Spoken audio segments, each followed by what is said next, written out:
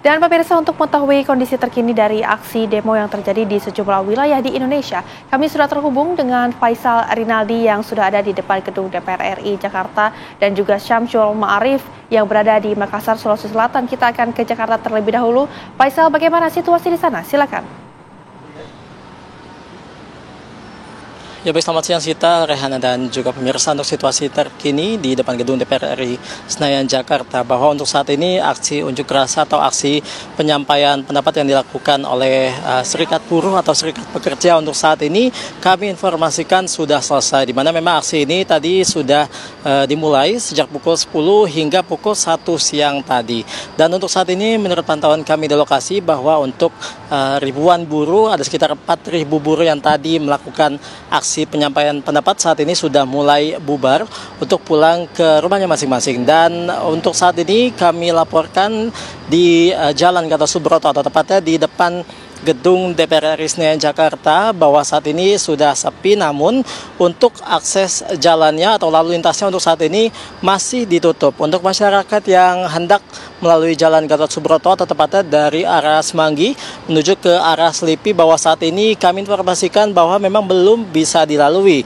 Dan pukul berapa jalan ini akan dibuka, memang untuk saat ini belum ada informasi lebih lanjut dari pihak kepolisian, karena kami juga di sini masih menunggu pukul berapa arus lalu lintas atau jalur ini akan kembali dibuka untuk bisa dilalui oleh masyarakat.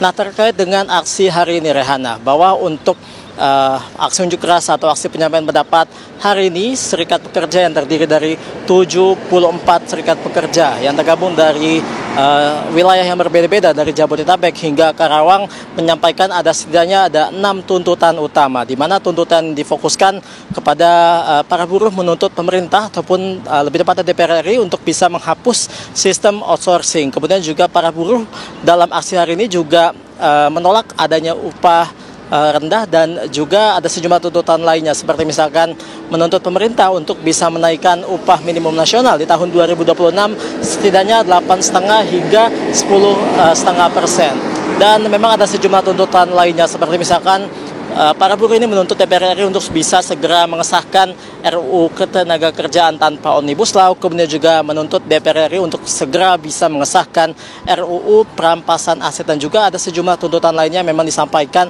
pada hari ini. Namun lebih tepatnya atau fokus utamanya adalah tuntutannya adalah penghapusan sistem outsourcing dan juga menolak adanya upah murah. Dan dapat kami informasikan pula, Rehana dan juga pemirsa, memang untuk aksi hari ini kami informasikan berjalan dengan kondusif, orasi demi orasi atau tuntutan ini disampaikan dengan lantang, lebih tepatnya di atas mobil komando dan tanpa adanya provokasi dari masa aksi di sini.